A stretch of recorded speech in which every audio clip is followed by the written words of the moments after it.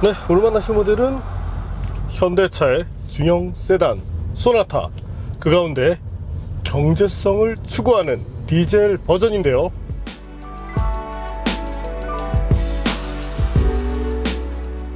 사실 1.7L 디젤 모델은 i40를 통해서 먼저 경험한 바가 있기도 합니다. 하지만 완성도를 올린 소나타에서는 처음인데요. 과연 소나타 디젤이 어떤 매력을 보여줄지 잠시와 함께 느껴보시겠습니다.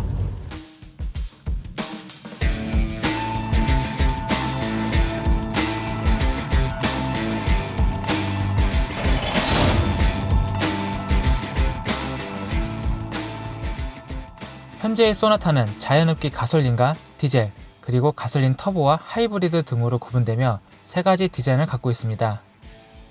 소나타 디젤은 앞서 소개해드렸던 가솔린 2.0 모델과 동일한 디자인을 갖고 있는데요. 휠의 디자인과 후면부의 디젤 전용 배지를 통해 부분적으로 차별화시킨 정도입니다.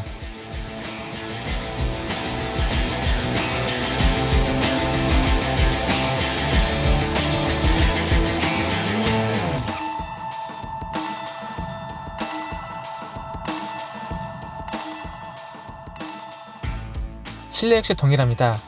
깔끔하게 정돈된 모습과 사용성이 좋은 인포테인먼트 시스템, 넓은 뒷좌석 등은 소나타만의 강점입니다.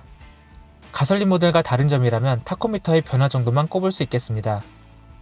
짜임새 있는 완성도는 좋지만 다소 저렴하게 느껴지는 스위치 조작감은 향후 개선시킬 필요가 있어 보입니다. 테스트 모델은 2,896만원의 스마트 스페셜 모델입니다. 계기판에 4.2인치 디스플레이와 전자식 파킹 브레이크, 천연 가죽 시트 등이 추가됐는데요. 대용량 디스크 브레이크가 추가된다는 점 역시 눈에 띄고 있습니다. 여기에 어드밴스드 스마트 크루즈 컨트롤, HID 헤드램프, 차선 이탈 경보 시스템, 자동 긴급 제동 시스템 등으로 묶인 주행 보조 패키지가 추가됐습니다.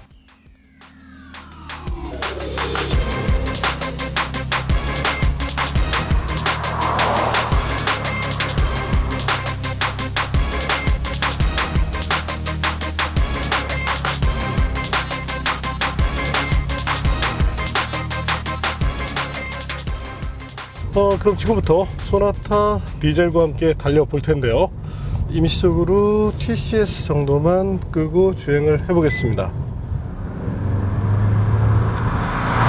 네, 가속 페달을 밟고 스피드를 끌어올리고 있을 때 현재 속도가 130km, 시속 130km까지 근접을 한 상태인데 상당히 조용하다는 점이 잘 부각이 됩니다. 실제 현대 소나타 그리고 기아 K5 같은 경우가 디젤 모델임에도 MVH를 상당히 강조했다라고 얘기를 했었는데 그것이 과장이 아니라는 것을 아주 잘 보여주고 있습니다. 더욱이 놀랐던 것은 수치적인 부분이었는데요. 지금 보시는 것처럼 이 정도의 수치라면 사실 가솔린이라고 해도 전혀 무방한 정도의 수준이라고 할 수 있게 됩니다. 거기에 80km 정도로 주행을 하고 있을 때의 정숙성 역시도 상당했기 때문에 적어도 소음, 진동 부분에 있어서는 상당히 잘 해내는 그런 모습을 보여주고 있다고 할 수 있겠네요. 아이들에 있을 때 스티어링 휠을 통해서 넘어오는 진동도 거의 없었고요. 이 정도라고 한다면 사실 차량 스펙에 대해서 잘 모르는 소비자라면 가솔린이라고 착각을 할 만한 수준이라고 생각이 됩니다. 저희 내부적으로는 아마도 렉서스에서 MVH 튜닝을 한다면 디젤로서 이 정도의 수준이 나오지 않을까 이렇게 농담을 하기도 했었는데요. 어쨌든 정말 대단한 수준의 MVH 능력을 자랑해주고 있습니다. 제가 탔었던 그 어떤 차보다도 조용한 그런 능력을 아주 잘 뽐내고 있네요. 다분히 국산차답습니다. 가속 페달을 밟았을 때 사실 엔진의 리스폰스 자체가 그렇게 빠른 편은 아닙니다. 디젤 모델이기 때문이라는 점도 있겠지만 변속기의 특성이라고도 생각이 되는데요. 일단 엔진 특성에 대해서 한번 알아볼까요? 우선 최고 출력은 141마력, 최대 토크 34.7kgm를 갖고 있습니다. 수치적으로 봤을 때 배기량 대비 상당히 좋은 정도의 수준을 잘 뽑아내고 있다고 할 수 있겠네요. 계측기에서의 실구동 성능에 대해서도 한번 알아볼까요?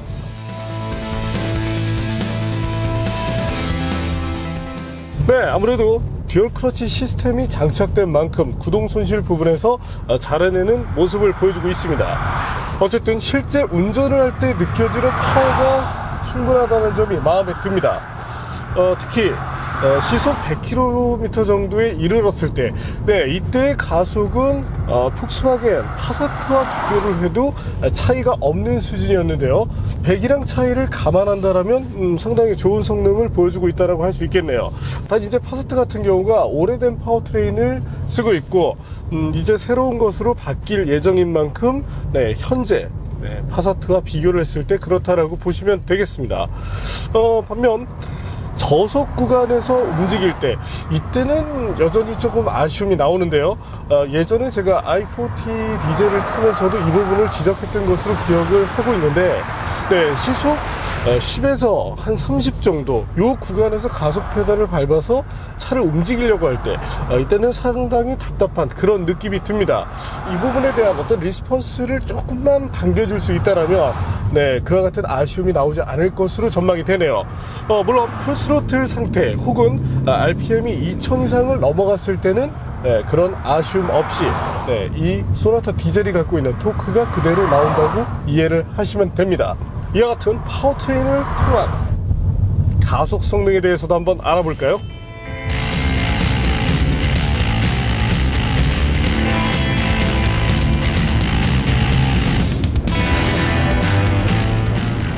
네, 앞서 보신 것처럼 발진 가속 성능은 11초 정도를 마크하는 것으로 나타났습니다. 그래도 뭐 이 정도의 성능이라면 배기량을 감안했을 때 충분히 뭐 수긍할 만한 그런 정도의 능력이라고 할 수 있겠습니다. 단 앞서 말씀드린 것처럼 저속 레인지에서의 어떤 그런 토크의 향상 혹은 가속 페달 전개에 따른 리스폰스만 확보될 수 있다면 만족감이 더 높아지지 않을까, 이렇게 생각이 되네요.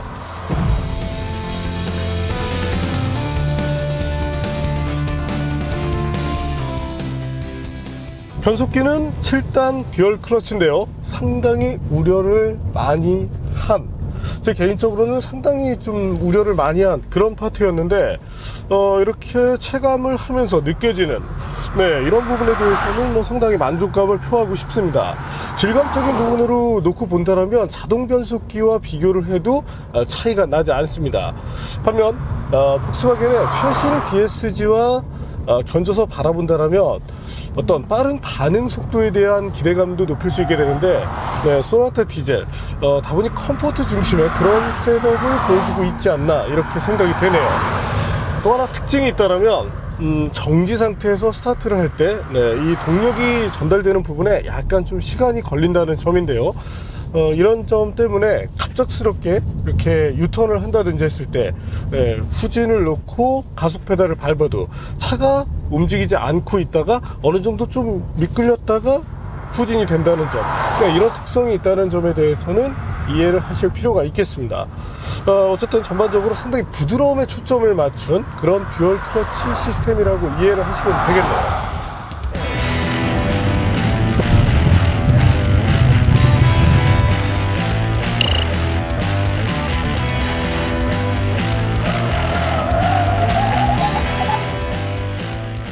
현재와 같이 코너를 돌고 있을 때 역시 스티어링 휠 쪽으로는 이질감이 느껴집니다. 아무래도 이제 현대 기아차의 MDPS 역시나 이 구조적인 한계를 벗어나고 있다라고 생각되진 않네요. 또 하나, 직선 구간을 달리고 있을 때, 이제 고속도로나 국도 등에서 직선을 달리고 있을 때, 역시나 이 꾸준하게 스티어링 휠을 좌우로 움직이면서 보타를 해야지만 직선을 달릴 수가 있습니다. 사실 그 제네시스 같은 경우 렉 타입의 MDPS 시스템을 쓰긴 하는데 그 역시도 완성도가 떨어진다고 느꼈는데, 역시나 C 타입 이 부분에 대해서는 분명한 아쉬움을 표하고 싶네요.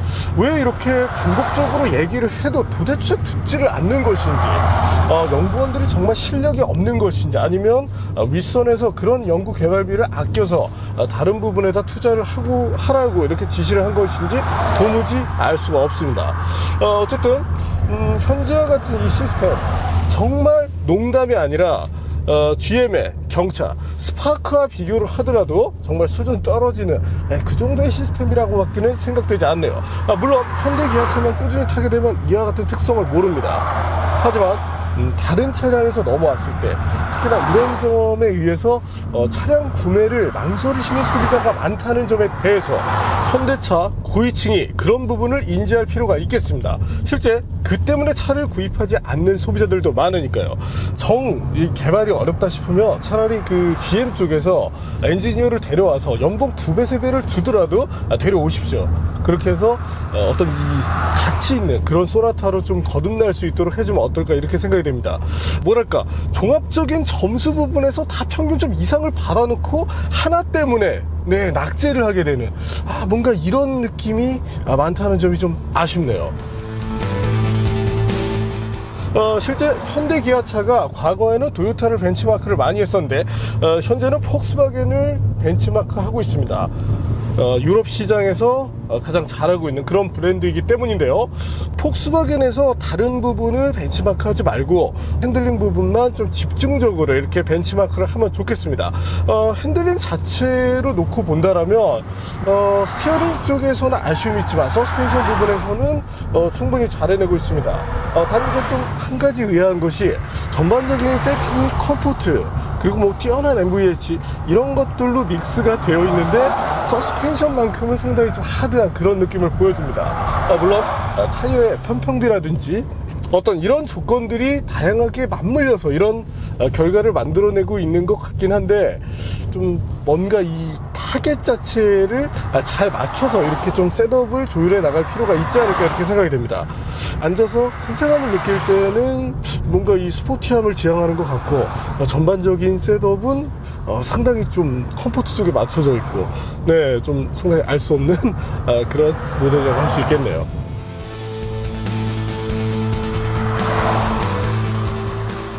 그럼에도 불구하고 소나타 상당히 뭐 칭찬할 부분들이 많이 있죠. 최근 들어서 에어백 시스템에 대해서도 업그레이드를 진행했습니다. 최소 국내 소비자들에 대해서 이제 눈치 정도는 제조사가 보기 시작했는데 상당히 바람직한 그런 내용이라고 말씀드리고 싶네요. 어쨌든 세이프티는 상당히 중요한 부분이니까요. 구성도 좋고 어떤 MVH 특히나 연비 부분도 빠뜨릴 수가 없겠죠. 물론 디젤을 선택하는 이유 중에 하나가 연비이기도 하니까요. 저희가 테스트하는 환경이 뭐 다른 리뷰어들 대비 상당히 희비한 조건을 기초로 하고 있습니다.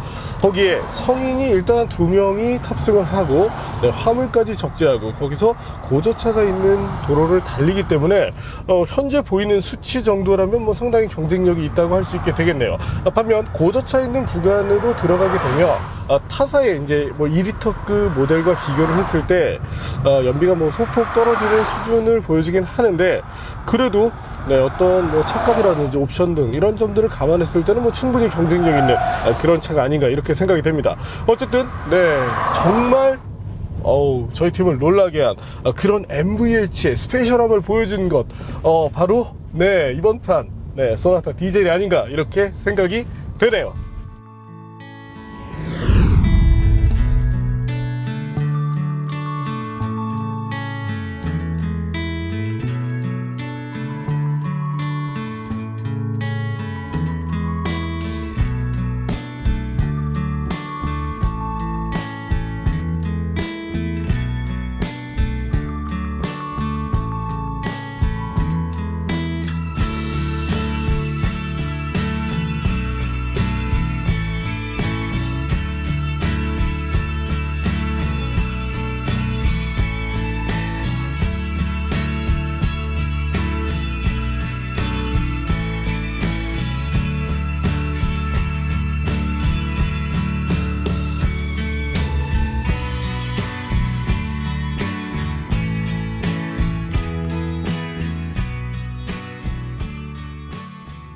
오늘 만난 현대 소나타 디젤 저속 구간의 일부 섹션에서 조금 답답함이 느껴질 때가 있지만 그래도 RPM을 올리면서 어느 정도의 토크감이 잘 살아난다는 점이 좋았습니다.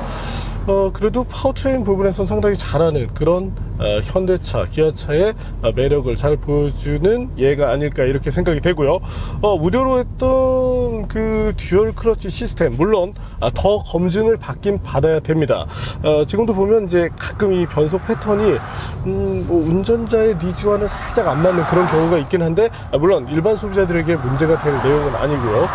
전반적으로 컴포트 중심의 세팅을 취하고 있고, 이것이 레고로 연결되는 세팅이라고 보여주는 만큼 그래도 어느 정도 기대를 해볼 수 있지 않을까, 이렇게 생각이 되네요. 현재 이제 국내에서 시판되고 있는 르노 삼성 쪽의 게트락지의 시스템과 비교한다면 어떤 좀 직설적인 느낌 부분, 기계적인 느낌을 전달한다는 차원에서는 게트락지가 낫긴 한데, 네, 어떤 저속 구간의 울컥거림, 이런 부분을 잘 잡아냈다는 점에서는 네, 현대차의 DCT에 대해서 더 칭찬을 해주고 싶습니다. 어쨌든 기술 어떤 개발 이런 쪽에 상당히 좀 인색한 그런 현대 기아차인데, 네, 정말 작은 예산을 가지고 엔지니어 분들이 정말 잘 만들어냈다고 이렇게 칭찬을 드리고 싶네요. 네, MVH는 뭐 정말 세계 최고 수준입니다. 정말 깜짝 놀랐습니다. 네, 거기에 연비까지 갖췄고 다른 동급 수입 모델에서 볼 수 없는 다양한 편의 장비가 만재했다는 점, 네, 바로 그 점이 소나타가 갖는 최고의 매력이라고 할 수 있겠네요. 물론 MDPS에 대해서는 네, 절망과 실망과 욕설이 나오기 바로 직전이니까 여기서 끝내도록 하죠. 네, 오늘은 MVH 부분에서 상당한 경쟁력을 보여주고 있는 현대 소나타 디젤을 만나봤습니다.